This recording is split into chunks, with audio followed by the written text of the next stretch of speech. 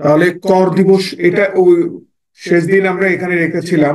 তাহলে কর দিবস হচ্ছে কোম্পানি ব্যতীত অন্যান্য করদাতার ক্ষেত্রে তাহলে নভেম্বর মাসের 30 দিন, যেটা আমরা আলোচনা করেছি এই বছরের জন্য হবে। তাহলে সেক্ষেত্রে 31শে ডিসেম্বর, যেহেতু আমাদের ব্যক্তি করদাতার জন্য, কোম্পানি ব্যতীত বলতে অন্যান্য ব্যক্তি করদাতার জন্য, তাহলে সেই জিনিসটা 31শে ডিসেম্বর, যার কারণে 31শে ডিসেম্বর হবে কর দিবস। আর কোম্পানির ক্ষেত্রে যে জিনিসটা বলা হচ্ছে, আমরা যদি একটু খেয়াল করি, কোম্পানির ক্ষেত্রে আয় বছর সমাপ্তির পরবর্তী সপ্তম মাসের 15 তারিখ, অথবা যে ক্ষেত্রে উক্ত 15তম দিন সেপ্টেম্বর মাসের 15তম দিনের পূর্বের তারিখে পড়ে, সেক্ষেত্রে সেপ্টেম্বর মাসে 15 দিন। তাহলে 15তম দিন এবং সেপ্টেম্বর মাসের 15 দিন, সেক্ষেত্রে কোনটা আসতে আসছে? সেপ্টেম্বর মাসের 15তম দিন। এইভাবে একটু লেখাটা, একটু বাংলা লেখাটা একটু হয়তো বুঝতে অসুবিধা হবে। আমি যদি এই এক্সাম্পলটা দেখি, একটু দেখেন এক্সাম্পলটা। কোন কোম্পানির ব্যালেন্স শিট 31শে ডিসেম্বর 2023 তারিখে ব্যালেন্স শিটের closing date, balance sheet date, তাহলে কি হবে?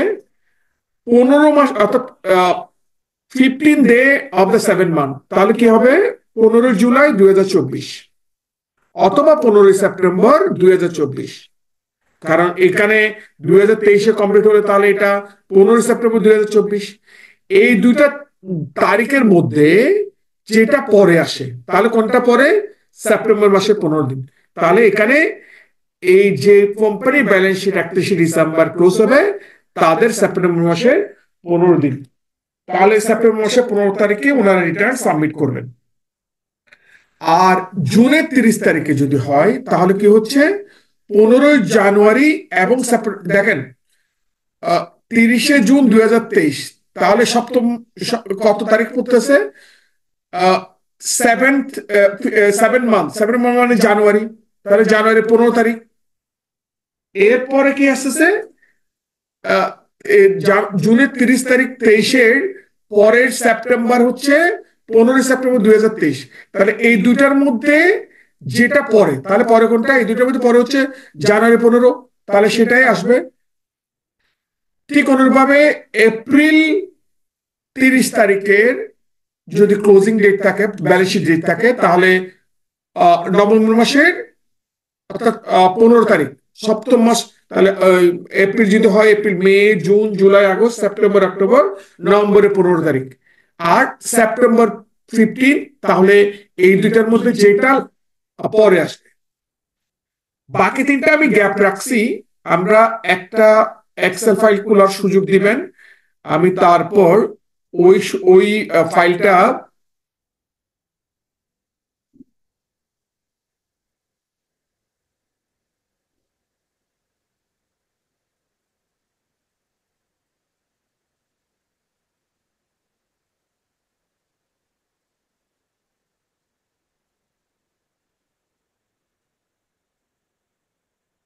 ফাইলটা কি দেখা যাচ্ছে? জি, দেখা যাচ্ছে। তাহলে এটা কি হবে? সেপ্টেম্বরের মাসের 30 তারিখ 2024। তাহলে 7 month, 15 day of the 7 month কত হবে?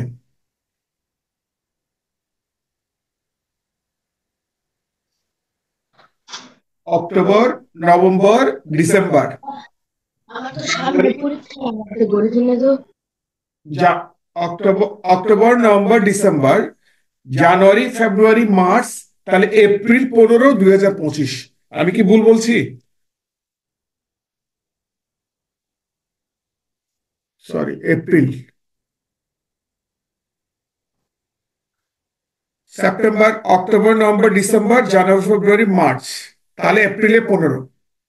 তাহলে এটা, অথবা সেপ্টেম্বরের 30 তারিখ হলে কি হবে? এর পরবর্তী সেপ্টেম্বরের, তাহলে সেপ্টেম্বর 2025, কারণ এটার এই সেপ্টেম্বর 30 তারিখের পরে আসবে কোনটা? 25। তাহলে এই দুটার মধ্যে হুইচেভার পরে আসবে, কোনটা পরে আসছে? তাহলে এটা পরে আসছে। 15 সেপ্টেম্বর 2025। তাহলে কোন কোম্পানির ব্যালেন্স শিট যদি 30শে সেপ্টেম্বর 2024 হয়, তাহলে আমরা আমরা কি ক্যালকুলেশন করলাম? 15 day of the month, 7 month, তাহলে এপ্রিল 15 অথবা 15 সেপ্টেম্বর। তাহলে এদের রিটার্ন সাবমিশন ডেট হচ্ছে 15 সেপ্টেম্বর 2025। 2025। এই এক্সাম্পলটা আশা করি ক্লিয়ার।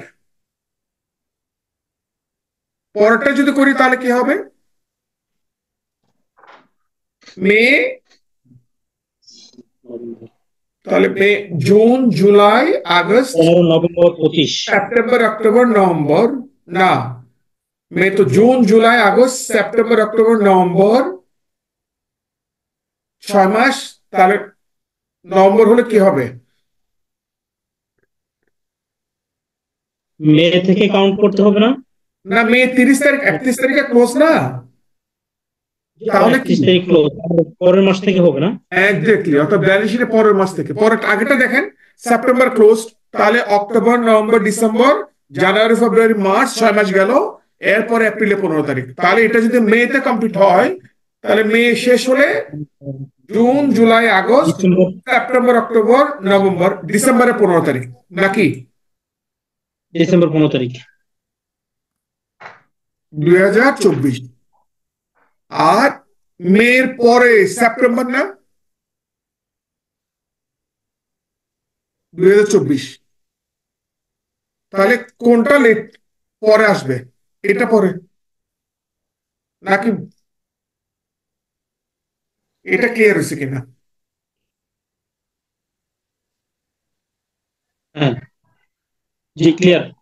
এর পরেরটা যদি দেখি তাহলে কি হবে? এর পরেরটা নভেম্বর 30। তাহলে ডিসেম্বর, ডিসেম্বর, জানুয়ারি, ফেব্রুয়ারি, June 15, March, April, May, June 15। June 15, 2024। আর নভেম্বরের পরে 15 সেপ্টেম্বর হচ্ছে 2024 নাকি?